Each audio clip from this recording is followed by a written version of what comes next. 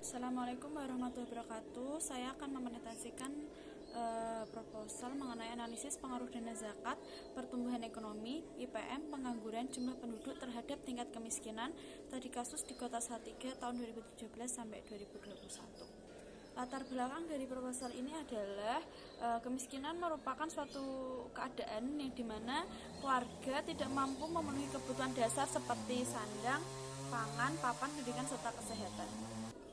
Pada tahun 2017, kemiskinan di Kota Salatiga mencapai 5,07%, kemudian di tahun 2018 mengalami penurunan dan menjadi 4,84%, namun di tahun 2021 kemiskinan di Kota Salatiga naik menjadi 5,14%. Kenaikan ini terjadi selama 4 tahun berturut-turut sejak tahun 2019. Pada tahun 2019 angka kemiskinan di Kota Salatiga mencapai 4,76%.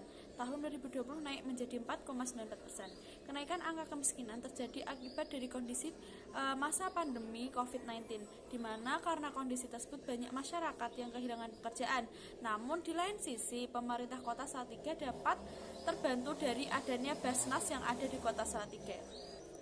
Adanya Basnas tersebut kini semakin dirasakan oleh masyarakat Kota Salatiga. Menurut Wali Kota Salatiga, bahwa Basnas Kota Salatiga merupakan mitra strategis pemerintah Kota Salatiga dalam upaya penanggulangan kemiskinan di Kota Salatiga. Selanjutnya ada rumusan masalah. Yang pertama, bagaimana pengaruh zakat terhadap tingkat kemiskinan di Kota Salatiga. Yang kedua, bagaimana pengaruh pertumbuhan ekonomi terhadap tingkat kemiskinan di Kota Salatiga. Yang ketiga, bagaimana pengaruh IPM terhadap tingkat kemiskinan di Kota Salatiga. Yang keempat, bagaimana pengaruh pengangguran terhadap tingkat kemiskinan di Kota Salatiga. Yang kelima, bagaimana pengaruh jumlah penduduk terhadap tingkat kemiskinan di Kota Salatiga.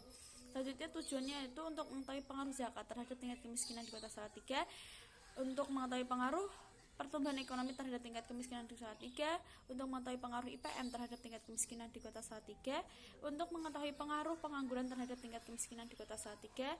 Yang kelima, untuk mengetahui pengaruh jumlah penduduk terhadap tingkat kemiskinan di Kota Salatiga. Selanjutnya adalah landasan teori. Yang pertama adalah tentang kemiskinan. Menurut Sharp dalam Kuncoro tahun 2006, ada 3 faktor penyebab kemiskinan jika dipandang dari segi ekonomi. Pertama, kemiskinan muncul karena adanya ketidaksamaan pola kepemilikan sumber daya yang menimbulkan distribusi pendapatan yang timpang. Yang kedua adalah kemiskinan muncul dikarenakan adanya perbedaan dalam kualitas sumber daya manusia. Kualitas sumber daya manusia yang rendah, maka produktivitasnya pun akan rendah dan upah yang diterima juga akan rendah. Yang ketiga, kemiskinan muncul karena adanya perbedaan akses modal yang didapat. Kemudian ada zakat. Menurut Badan Amil Zakat Nasional, zakat merupakan bagian tertentu dari harta yang wajib dikeluarkan oleh setiap muslim apabila telah mencapai syarat yang ditetapkan. Zakat dibedakan menjadi 2 jika ditinjau dari aspek kewajiban, yaitu zakat fitrah dan zakat mal. Zakat fitrah sendiri diartikan sebagai pensucian jiwa, perbaikan jiwa, dan menumbuhkan potensi jiwa. Yang kedua yaitu zakat mal, yang artinya zakat yang dikenakan untuk segala jenis harta yang cara mendapatkan tidak bertentangan dengan ketentuan agama Islam yang akan diberikan kepada pihak yang berhak menerimanya. Zakat sendiri memiliki peran yang pertama adalah sebagai peran keuangan dan pemberdayaan.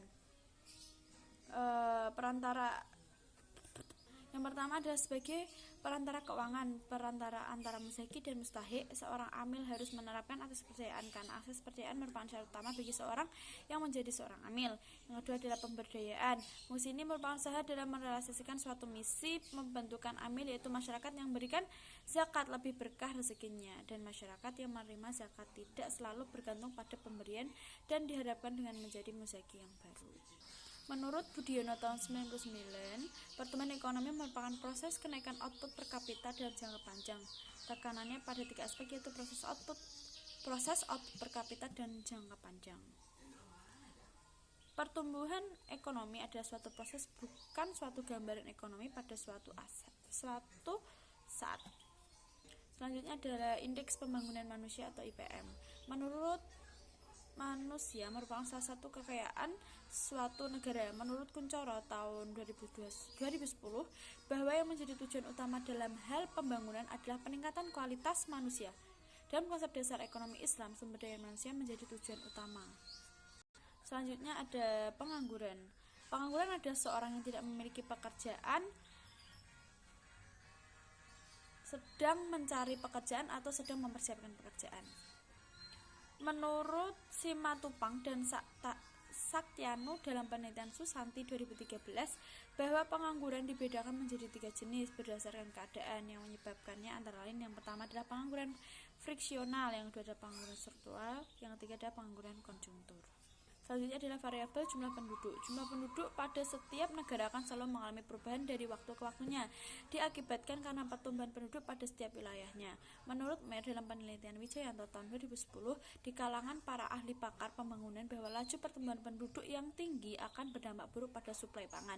Tidak hanya itu saja, laju pertumbuhan penduduk yang tinggi juga akan menimbulkan kendala pada kualitas sumber daya manusia. Selanjutnya ada penelitian terdahulu. Yang pertama ada pengaruh zakat terhadap tingkat kemiskinan, yang penulis adalah Yulia Dwipe, Raina Kartika, dan Riyadi Aprayuda tahun 2020. Hasilnya adalah negatif signifikan. Ini ada pengaruh pertumbuhan ekonomi terhadap tingkat kemiskinan, yaitu penulis Ambok Pangiuk tahun 2018 bahwa hasilnya negatif tidak signifikan. Selanjutnya ada pengaruh IPM terhadap tingkat kemiskinan, penulis Ari Christian dan U Sulia Sukmawati tahun 2018 bahwa hasilnya adalah positif signifikan. Selanjutnya ada pengaruh tingkat pengangguran terhadap tingkat kemiskinan, penulis yaitu Yarlina Yakob tahun 2018 bahwa hasilnya adalah negatif tidak signifikan.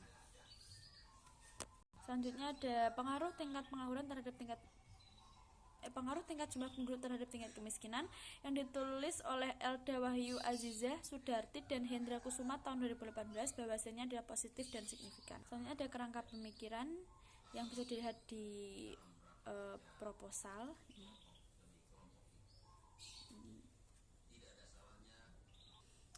Selanjutnya ada hipotesis dari penelitiannya adalah pengaruh zakat terhadap tingkat kemiskinan. Berdasarkan penelitian yang dilakukan oleh Muhammad Iqbal dan Diana Sapa tahun 2018 menyatakan bahwa zakat memiliki pengaruh negatif tidak signifikan terhadap tingkat kemiskinan. Maka dari hasil penelitian tersebut bahwa dapat disimpulkan untuk hipotesis penelitiannya adalah zakat memiliki pengaruh negatif tidak signifikan terhadap tingkat kemiskinan di kota Salatiga. Karena pengaruh pertumbuhan ekonomi terhadap tingkat kemiskinan berdasarkan penelitian yang dilakukan oleh Ambok Pangiuk 2018, hipotesis untuk penelitian ini disimpulkan pertumbuhan ekonomi memiliki pengaruh negatif tidak signifikan terhadap tingkat kemiskinan di kota Salatiga. Selanjutnya ada pengaruh IPM terhadap tingkat kemiskinan. Berdasarkan penelitian yang dilakukan oleh Waseso tahun 2016, dapat disimpulkan untuk hipotesis penelitian ini adalah IPM memiliki pengaruh negatif signifikan terhadap tingkat kemiskinan di kota Salatiga.